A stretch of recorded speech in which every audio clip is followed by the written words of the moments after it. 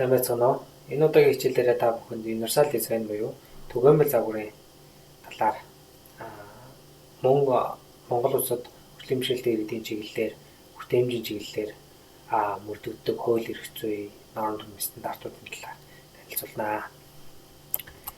За, юуны өмнө хүн бүрт хүртээмжтэй орчин гэдэг маань хүнд хэрэгтэй байдаг вэ гэхээр ерөөсөө л одоо энэ нийгэмд байгаа бүх төрлийн чадамжтай, бүх төрлийн насны хүмүүст шаардлагатай байдаг. За яагаад вэ гэхээр ерөөсөө нийгэмд маань олон төрлийн хүн байдаг. Хөгжлийн бэрхшээл дотроо олон төрөлтэй мөн өндөр настай хүүхдэд төрсөн хүн болоод хүүхдүүд бас байгаа.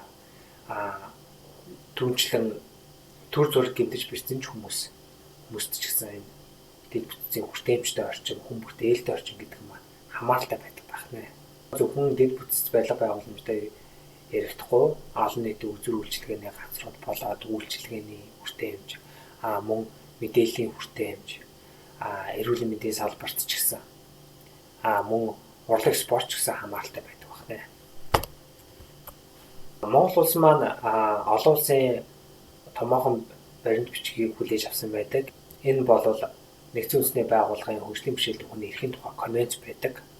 За мөн Инчоны стратеги гэх мэтчлэн бичиг баримтуудад даган орсон байдаг. Монгол улсын хууль тогтоомжид тухайн салбарын хуулиуд дээр хөгжлийн бэрхшээлтэй хүний эрхийг хамгаалах чиглэлээр зүйл залтууд орж ирсэн байдаг. Энэ болохоор хөгжлийн бэрхшээлтэй хүний нийгмийн хамгааллын тухай хууль байна.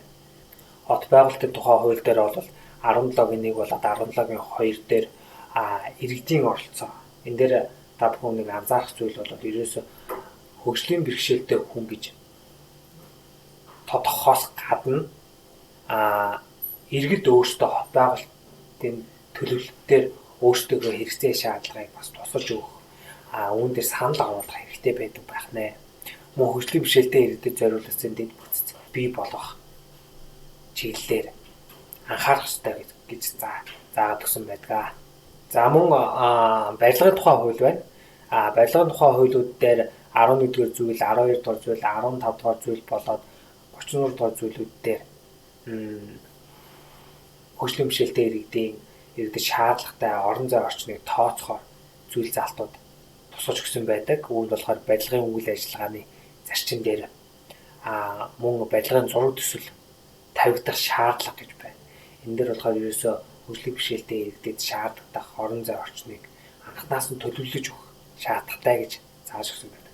За мөн автотээврийн тухай хууль дээр ч гэсэн 20 буюу түүнээс дээш нийтийн тээврийн хэрэгсэлтэй тээвэрлэгчийн тээврийн хэрэгслийн 10-аас доошгүй хувь нь хөгжлийн бэрхшээлтэй хүнд зориулагдсан байх гэж бүр заагаад өгсөн байдаг. Эдгээр хуулиуд ингээд салбартаа ингээд хөгжлийн бэрхшээлтэй хүний хэрэгцээ шаардлагыг тооцсон зүйл залтууд орсон байдаг. Хэдий ч гэсэн 2016 оны 2 сард хөгжлийн бэрхшээлтэй хүний эрхийн тухай хууль манай Монгол улсад батлагдсан байна. Энэ дээр болохоор ерөөсөө л хөгжлийн бэрхшээлтэй хүн нийгмийн оролцоог бүрэн хангахад шаардлагатай зүйл залтуудыг цогцоор нь тусгаж өгсөн байгаа. За Монгол улсад бол хөгжлийн бэрхшээлтэй иргэдийн орон зайн төлөвлөлт барилгын дүрм зэрэг нийт 10 гаруй норм дүрмийн стандартууд мөрдөгддөг. Норм баримтын баримт бичигтээ иргэний барилгын төлөвлөлтөд хөгжлийн бэрхшээлтэй хүний шаардлагыг тооцоо орон зай MNS 60/2009 гэсэн стандарт. За хөгжлийн бэрхшээлтэй иргэдийн хэрэгцээг тооцсон төлөвлөлт, явган хүний зам талбайн төлөвлөлт, техникийн шаардлага MNS 6808/2019, хөгжлийн бэрхшээлтэй хүний орон зайн төлөвлөлт барилгын дүрм, орон сууцны барилгын зураг төсөл төлөвлөлт, барилгын норм ба дүрм, сургалт хүмүүжлийн барилгын зураг төсөл зохиох заавар гэх мэтчлэн норм дүрмийн стандартууд бол мөрдөгдөхөө. За үүнээс бол Яг стандартын баримт бичиг гэх юм бол MNS 65 2009, MNS 6808 2019 гэсэн стандартууд байдаг. Энэ дээр болохоор хөгжлийн бишэлдээ иргэдэд шаардлагатай явна нам талбай, мөн барилга байгууламжуудын шаардлагатай орон зайг тооцсон, хэрэгцээг нь тооцсон төлөвлөлтүүдийг зааш өгсөн байдаг.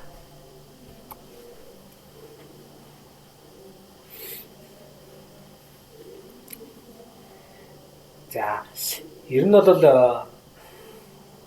түгээмэл загвар буюу universal design гэдэг маань ерөнхийдөө бол дэлхийд нэлээдгүй түүж байгаа ойлголт байдаг. За, universal design маань бол ерөнхийдөө 7 зарчимтай. Тодорхойлбол түгээмэл загвар гэдэг нь тухайн хүний нас, хэмжээ, чадвар, хөгжлийн бэрхшээлээс үл хамааран бүх хүмүүс зориулагдсан хэлбэр ойлгогдох, ашиглах боломжтой орчин юм. За, хүрээлэн буй орчин эсвэл хүрээлэн буй орчны барилга байгууламж, бүтээгдэхүүн, үйлчилгээ нь ямар ч хүний хэрэгцээ шаардлагыг хангасан байх ёстой. За, нийгмийн цөөнхийн ашиг сонирхолд зориулагдсан биш. Хэрэг хүрээлэн буй орчин нь ашиглах боломжтой, ашиглахад тохиромжтой, ашиглахад таатай байвал бүгдэд үр өгөөжөө өгдөгөө. Янз бүрийн хэрэгцээ, шаардлага болон чадварыг тооцноор түгээмэл загвар нь хүмүүсийн эрэлт хэрэгцээнд нийцсэн бүтээгдэхүүн үйлчлэгээ орчныг бий болгодгоо гэж. За, яг хичээл эхэлж байхад та бүхэнд хэлсэнтэй ерөөсөө л энэ нийгэмд байгаа олон төрлийн чадамжтай хүний хэрэгцээ, шаардлагыг хангасан байх ёстой. Энэ зөвхөн дэд бүтц барилга байгууламжтай яригддаггүй, бүтээгдэхүүн болоод үйлчилгээн дээр мөн маш их анхаарах ёстой зүйл байдаг бахна. Үүнээс гадна мэдээллийн хүртээмжүүд бас байдаг. За, нэгдүгээр зарчим бол бүхэн ашиглах үз байхаар гэж байгаа.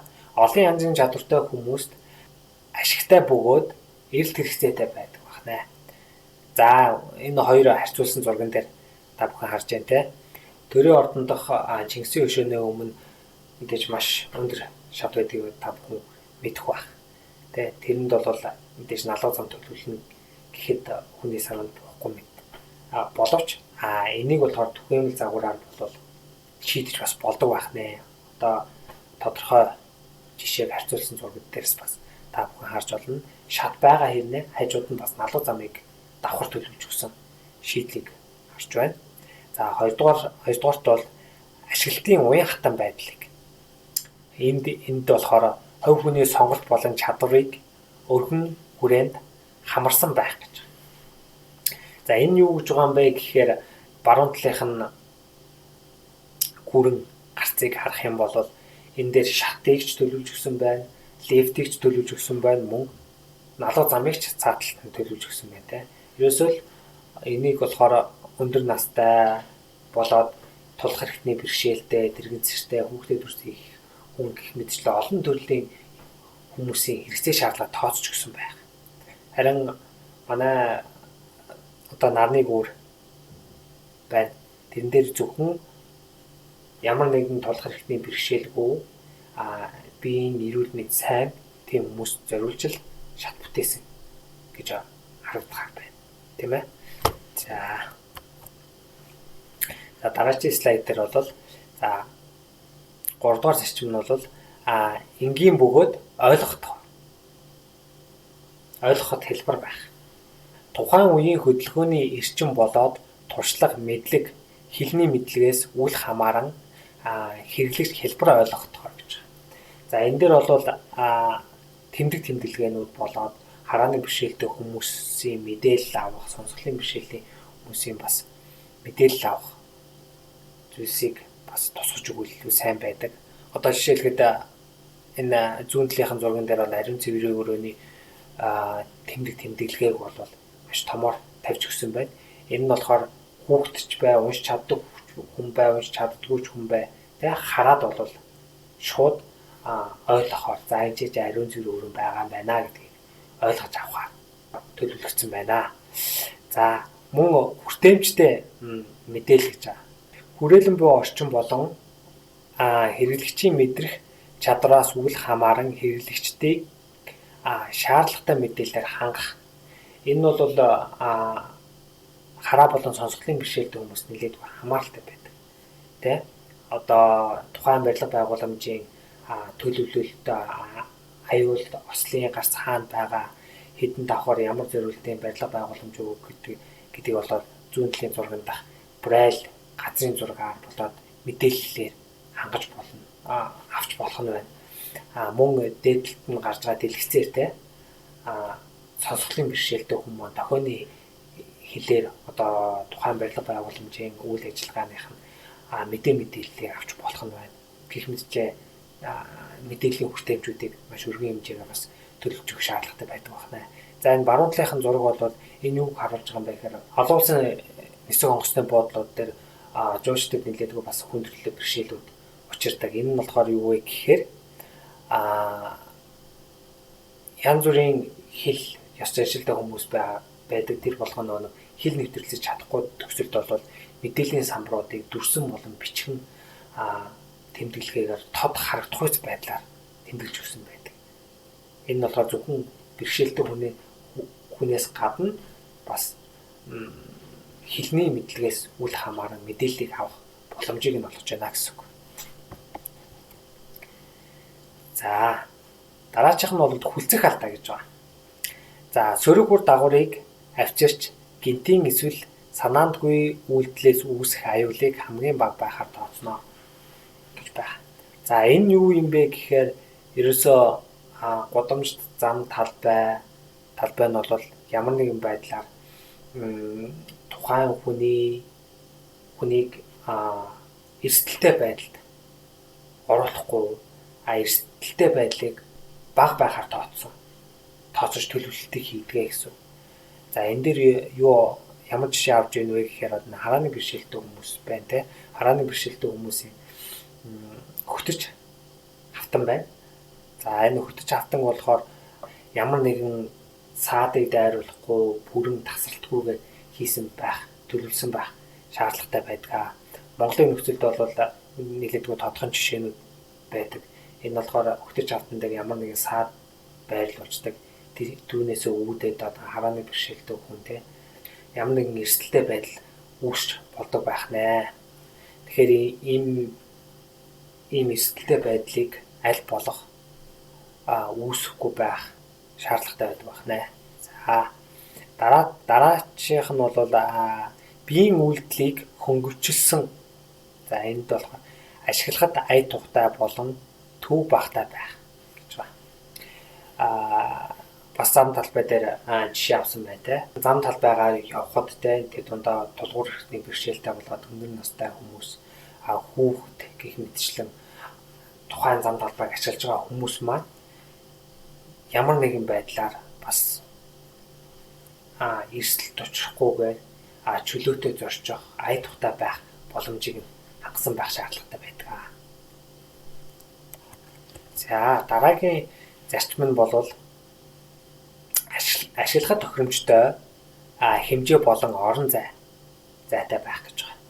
За хэрэглэгчийн бие хэмжээ, биеийн байдал, хөдөлгөөнд байдлаас үл хамааран ашиглахад тохиромжтой хэмжээ, орон зайтай байх. За энэ дээр бол авч зогсоолын жишээг авч үзсэн байна те. Манай улсад нэлээдгүй хүндрэлтэй байдаг зүйл бол авч зогсоол төлөвлөлт байдаг. Тэр дундаа авч зогсоол төлөвлөлтөн дээр хөгжлийн бэрхшээлтэй хүнд зориулагдсан авч зогсоол байдаг. Авч зогсоолын төлөвлөлтөө тэрэгзэр байрлах талбайг ерөөсө тооцож өгдөг. Тэгснээр ямар дүн үүсч байна вэ гэх баруун талынхын зурган дээр байрлсан тэрэгзэртэй хүнийг харж байна.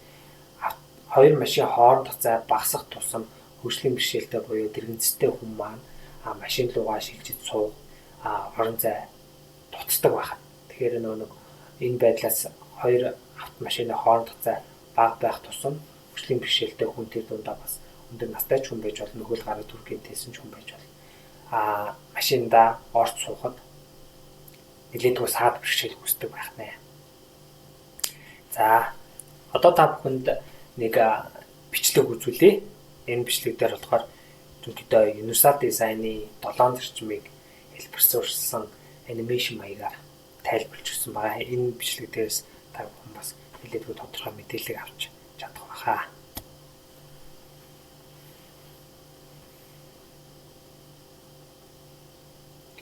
За бидний анх хичээл эхлэж байхад ярьж байсантай ерөөсөө л анхнаас нь төлөвлөлтийг хийх шаардлагатай байдаг. Зураг төсөл болоод барилга барих үйл явцаас нь ерөөсөө төлөвлөлтийг хийх шаардлагатай байдаг. Энэ Universal Design маань бол ерөөсөө ганцхан хөгжлийн бишэлдэг хүнд хамааралтай байдаггүй. Тэ олон төрлийн хүмүүст хамааралтай байдаг. За нэгдүгээр зарчим ярьж байна те. За хүүхэд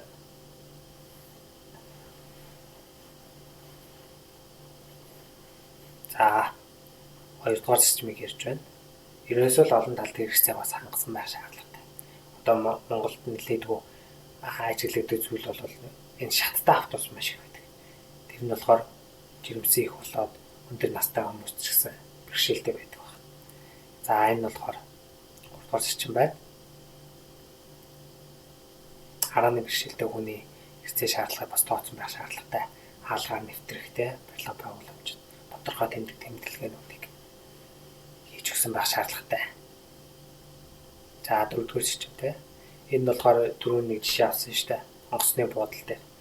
Яг тухайн улсын хэлээр нь бичсэн байх юм бол гадны жуулчд мэдээж хэрэг мэдээллийг бүрэн авч чадахгүй шүү дээ. За энэ нөгөө хүлцэх алдаа гэдэг. Ерөөсөө энэ хүртээмжтэй орчин гэдэг маань ерөөсөө ганцхан дэд бүстэй байдгүй бас техник технологи дээр тий бидний хэрэглэж байгаа бүтээгдэхүүнүүд дээр бас байх шаардлагатай байдаг. За энэ бол хаалганы бариул бүр гэв.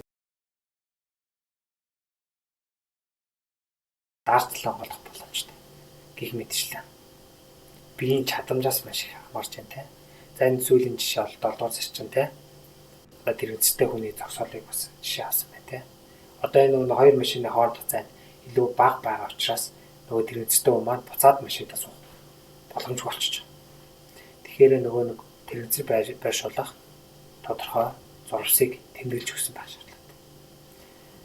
За хүн болгонд хүртээмжтэй төлөвлөлтийг хийхдээ барилгын гадаад болон дотоод орчны хүртээмжийг маш сайн уялдуулах шаардлагатай байдаг байна. Яагаад тэгэхээр ерөөсөө барилга байгууламж маань зөвхөн дангаараа хүртээмжтэй байгаад байна гэдэг маань бас учир дутагдaltaй. Тэгэхээр цогцоороо буюу явган зам талбай, гудамж талбай маань өөрөө хүртээмжтэй аюулгүй байх. Тав тухтай байх. Тэгээд тухайн гудамж талбай маань барилга байгууламжтайгаа холбогдоод барилга байгууламж нь өөрөө бас олон хүний хэрэгцээ шаардлагад нийцдэг ая тухтай хэрэгцээ шаардлагыг тооцсон байдлаар төлөвлөгдсөн байх. Ингэснээрээ нөгөө нэг хотын маань тий аймаг сум дүүргийн маань одоо ямар ч газрын тосон суурингийн бүх хүртээмжүүд нь хангагдах нэ. Ерөөсөө хоорондын уялдаа холбоо гэдэг маш чухал байдаг. Дэд бүтцийн хүртээмжийн үнэлгээг хөгжлийн бэрхшээлтэй хүмүүс болоод ер нь бол хөгжлийн бэрхшээлгүй хүмүүс хамтарч хийвэл илүү үр дүнтэй байдаг. За энэ дээрээс юу ч хэлэх гээд байгаа юм бэ гэхээр тухайн нийгэм маань хэр хүндээ ээлтэй нийгэм байна вэ гэдгийг хөгжлийн бэрхшээлтэй хүмүүсийн нийгмийн оролцоонд хэр их хангагдаж байгаагаас нь харагдсан байна л да. Энэ юу гэсэн үг вэ гэхээр ерөөсөө л хөгжлийн бэрхшээлтэй хүмүүс маань нийгмийнхаа өөрөө индикатор нь болж өгдөг гэсэн. За тэгэхээр хөгжлийн бэрхшээлтэй хүн маань тухайн нийгэмдээ ямар нэгэн саад бэрхшээл ямар нэгэн одоо ялгуурлалгүйгээр ая тухтай бусдын адил нийгэмдээ бүрэн дүрэн оролцоотойгоор амьдарч чадж байвал энэ маань болохоор хүмүүнлэх инэрэнгүй нийгэм болдог юм байна. Энэ нийгмийг бий болгоход бас нэг орчны хамаарлал нь болохоор дэд бүтцийн хүртээмж одоо хүн бүрт ээлтэй орчин байдаг байх нэ. За ингээд анхаарал тавьсан та бүхэнд баярлалаа. Баярлалаа.